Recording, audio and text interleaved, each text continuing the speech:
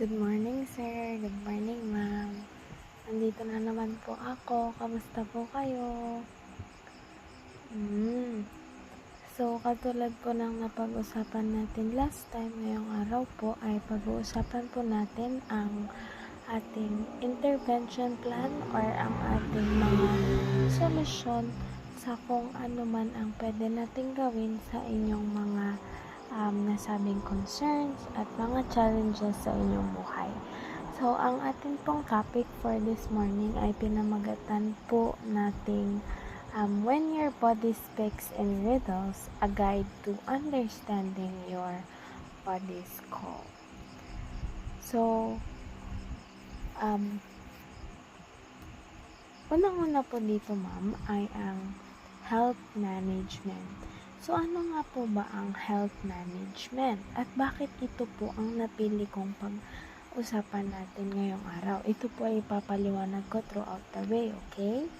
So, health management po, ito ay ang strategic planning, organization, and execution of activities within a healthcare setting to ensure the efficient and effective delivery of care. In short po, ito po ay parang prevention plan sa mga future na pwede nating maging sakit o kung paano po natin gustong ma-manage ang ating pong mga sarili. Kung tayo po ay gusto po nating maging healthy o pagpapatuloy po natin ang mga habits na tutungo sa unhealthy living. So, bakit nga po ba health management? Napansin ko po kasi throughout our sessions, throughout our interviews, na ang madalas po nating nagiging concern or root ng problema ay ang ating health management. Minsan po maroon po tayong knowledge sa ibang aspeto ng health, pero madalas po ay hindi po ito na ma-manage ng maayos. Kaya po nagkakaroon po tayo ng mga undiagnosed symptoms, katulad na lamang po ng pagsakit ng tiyan kapag kumakain ng marami. Hindi po natin alam bakit ganun po yung sanhi, bakit ano po yung naging sanhi, paano po dumating sa ganong paraan, or gaano katagal na po ba ito. Katulad din po ng pagkahilo na minsan ay madalas po nating nararanasan, katulad na at kalakip po nito ay ang hindi nyo po pagkatulog ng mabuti sa gabi-gabi. So, bakit nga po ba importante ang health management? Una po dyan, may tatlo po tayong key points kung bakit po importante ang health management. Unang-una po dyan ay ang improved health outcomes. Siyempre po, kapag po na-manage po natin ng mabuti ang ating kalusugan, ay mas maganda po, mas maayos, mas better ang ating pamumuhay sapagkat mas malusog at mas masigla po tayong magtrabaho sa pang-araw-araw. Susunod po ay ang reduced health cost. Ito po ay syempre po kapag po mas healthy po tayo, mas unti lamang po ang babayaran natin.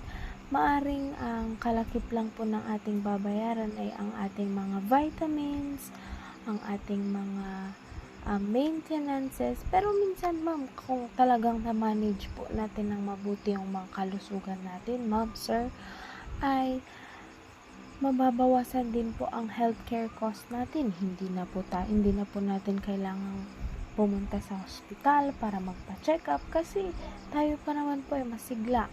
Hindi na po natin kailangan pumunta sa hospital para magpa-confine kasi tayo pa naman po ay masigla.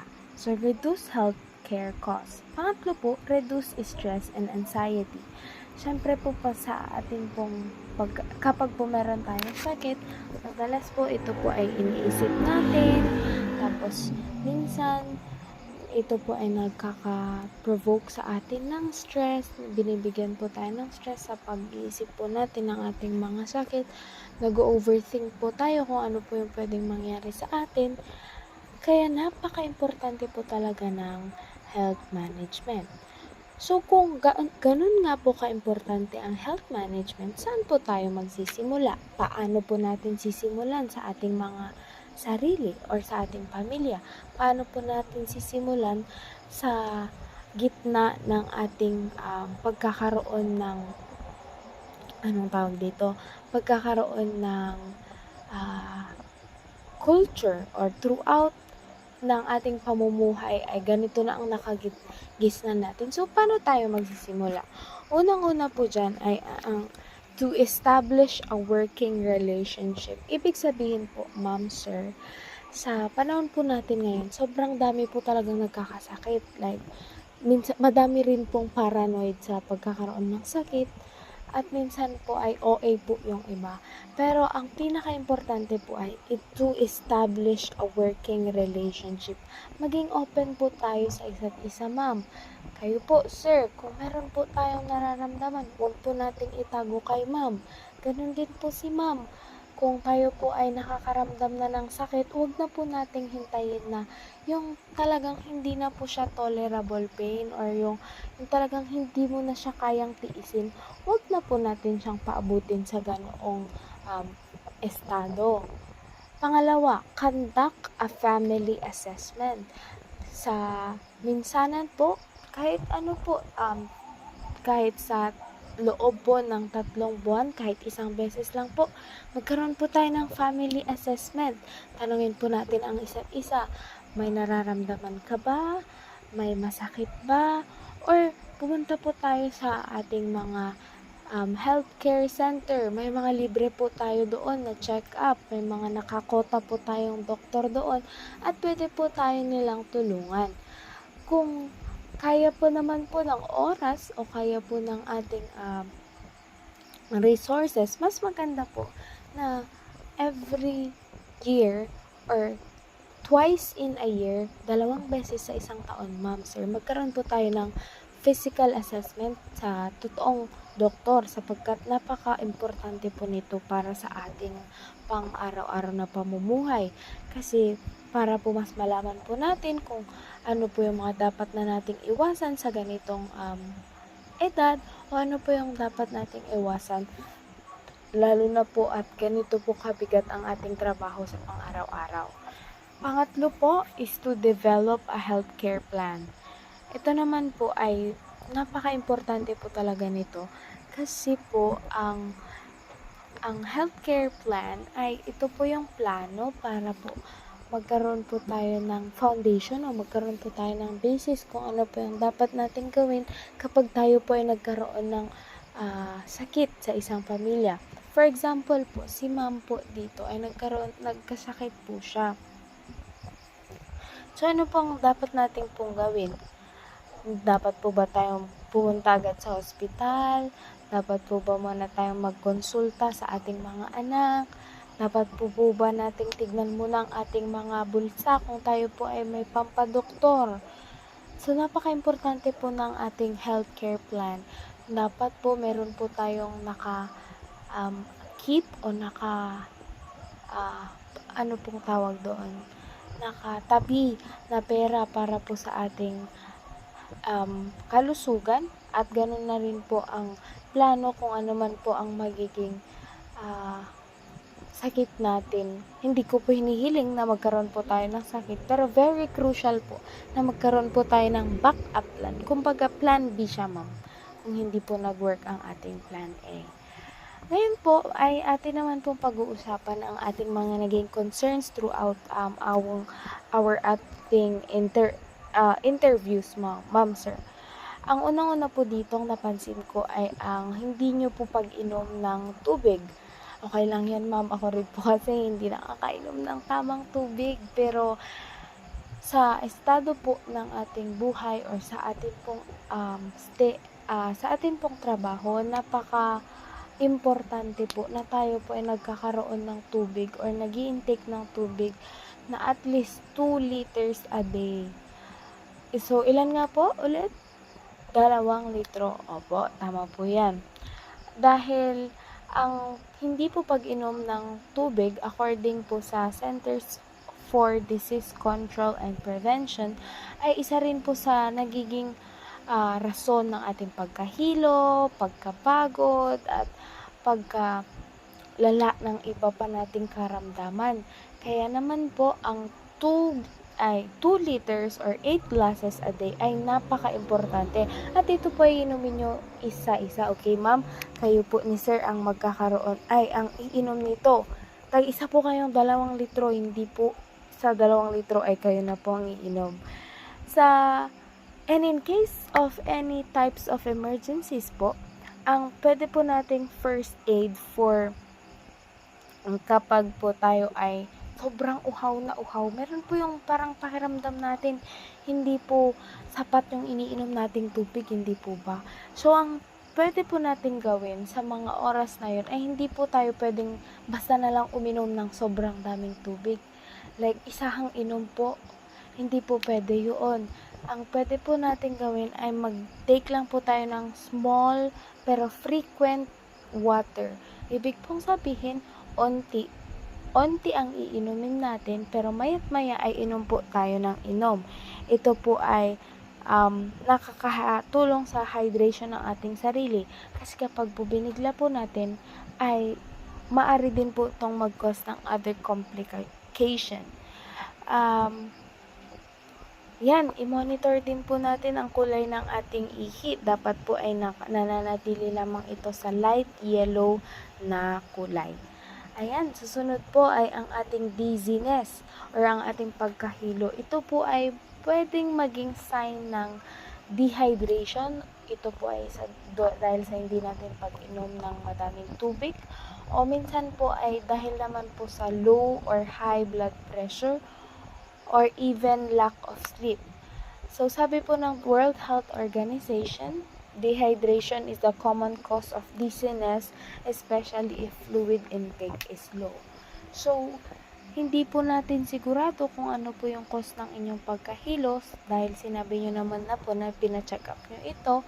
At ang maisa-suggest ko lang po ay sana po ay kung babalik pa man po itong pagkahilo nyo ito ay ibalik nyo po muli ito sa inyong doktor para mas malinaw po kung ano nga po ito. Pero, sa basic needs ng katawan po natin ay kailangan po talaga natin ng tubig dahil isa po to sa nagiging sanhi ng ating pagkahilo. Pangatlo, ang ating pong sleepless nights or ang ating hindi po pagkakatulog sa gabi. Bago ko po makalimutan, ano po ang first aid natin kapag tayo po ay nahilo? Pwede po tayong umupo o humiga agad-agad. Ito ay para i-prevent or para hindi po tayo matumba. At kung kaya naman po ay itaas po ng onti yung paa habang nakahiga at uminom ng tubig. Hindi po ganun kadami para hindi po mabigla. And wag po tayong pabigla-bigla sa paggalaw, katulad po ng pagtayo agad kapag galing po ka sa pagkahiga or pagtayo agad kahit galing lang po sa ating pagkaupo. Tayo po ay gumalaw ng slowly or mabagal lamang. At kapag hindi naman po siya, kapag hindi pa rin po siya okay, tayo na po ay tatawag ng tulong. Okay po, susunod ang ating sleepless nights ang ating, according to the National Sleep Foundation, ang atin pong dapat tulog ay 7 to 9 hours kada gabi. Pero dahil sabi nyo nga po hindi po kayo nakakatulog, ang maaring sanhi po nito ay may ilan po lamang po akong na-trace down mula po sa inyong mga statements. Ito po ay ang stress, caffeine, and pain that can disrupt sleep. Nasabi nyo po noon na bago pagdating nyo po galing sa trabaho ay umiinom po kayo ng kape. Ito po ay isa sa factors kung bakit hindi po kayo nakakatulog sa gabi. So, ano nga po ang pwede nating gawin kapag hindi na po tayo makatulog? So, ang unang-una po dyan ay to create a relaxing bedtime routine. Kung kaya po, mag-warm shower po tayo, mag-meditate o magbasa, yung mga nakaka-relax po para matulungan po yung katawan natin na ma-prepare na, okay, magpapahinga na ako kasi ganitong oras na. Sunod po dyan ay i-avoid po natin ang screen time kapag 30 minutes before bed. Maaring ito po ay cellphone, TV o anything na mayroon pong screen. Susunod po dito ay to keep our room cool and dark. Siguraduhin po natin na wala po tayong malapit na ilaw sapagkat ito rin po ay isang sanhi ng ating hindi pagkatulog. Ayun nga po, sabi ko kanina, i-avoid po natin ang kape or mabibigat na pagkain 3 to 4 hours before our bedtime. And kapag patuloy pa rin po itong nangyari, itong hindi natin pagkatulog, ay maari pong mas mainam po na pumunta na po tayo sa ating doktor. Susunod po dito ay ang inyo pong stomach pain na meron pong acid reflux. Ang stomach pain with acid reflux ay often occurs when the stomach acid backs up into the esophagus. Nasabi ko po nung isang araw na minsan po kapag nabubusog talaga po tayo ng sobra, yung acid po ng kinain natin at yung acid ng katawan natin ay nagkokontra. Kaya nagkukos po ito ng sakit sa tiyan at ito ay gumiginhawa lamang after nating dumighay. So ano nga po ba yung dapat nating iwasan? According to American College of Gastroenterology, dapat po nating iwasan ang mga maaanghang o matatabang pagkain. At kasali na rin po dito ang kape, soft drinks, or carbonated drinks. At yun nga po. So, eating smaller meals and staying upright after meals. Isa rin pong rekomendasyon ay kumain po ng onti lamang. Tama po yung ang inyong ginagawa. Onting pagkain pero maya't maya kakain rin ulit para hindi lang po magutom ang tiyan. At pagkatapos natin kumain, wag po muna tayong humiga agad. Tayo po muna ay umupo o magkaroon ng walking time para po hindi po agad-agad ihiga ang ating pagkatapos ng pagkain. Ang susunod po dito ay ang waist pain ni ma'am na nasabi niya po. Ito pwede po pala, bago ko po ulit makalimutan, ang ating pong first aid kapag meron po tayong stomach pain with acid reflux ay umupo po tayo ng mabuti at wag po muna tayong humiga after kumain. Kung kaya po, kung hindi po tayo nagsusuka, kasi nasabi nyo naman pong hindi po kayo nagsusuka, uminom po tayo ng onting-onting tubig lang. Onti lang po kasi hindi po pwedeng pagkatapos natin kumain ay inom po tayo agad. Onti lamang po at kung kaya po after 30 minutes pa po ng inyong pagkain. Iwasan po ang maanghang at matataba at kapag ito po ay mas lumala pa ay tumawag or magpa-check up na po sa ating mga doktor. Sa atin pong waist pain ni ma'am na nasabi niya po nung isang araw, the pain around the waist can be caused by muscle strain or even poor posture during sleep. Siguro po ay iwasan po natin ang masyadong pagbubuhat ng mabibigat na gamit or kahit yung sobrang tagal po nating nakaupo na parang mababalik na po yung likod natin, ganyan. Kung hindi po tamang ating posture sa ating pag-upo at ganoon na rin po sa ating pagtulog, ay nakakasakit po talaga siya ng bewang. So, ang atin pong first aid para po sa ganitong pain ay of course ay magpahinga po tayo. Huwag po tayong magbuhat o gumawa ng mga mabibigat na aktibidad. At kung sobrang sakit naman po, pwede po tayong mag-apply ng warm compress kung saan po yung masakit na area. Drink enough water. O, tignan nyo ma'am. Kahit sa ang aspeto po talaga, meron po talagang pag-inom ng tubig. Kaya wag nyo pong kakalimutan ito ma'am. At kung ito naman po ay mas lumala pa, ay maaari na po tayong tumawag ng or humingi ng tulong sa ating mga physician. Ayan po, ma'am, ay kung kayo po ay may mga tanong, pwede nyo na pong sabihin. Okay. To conclude our discussion, ma'am, babasahin ko lamang po ang verse mula sa 1 Corinthians 6 verses 19 to 20. Do you not know that your bodies are temples of the Holy Spirit who is in you, whom you have received from God? You are not your own. You are bought at a price, therefore honor God with your bodies. Maraming salamat po at naway may natutunan po kayo ngayong araw na ito.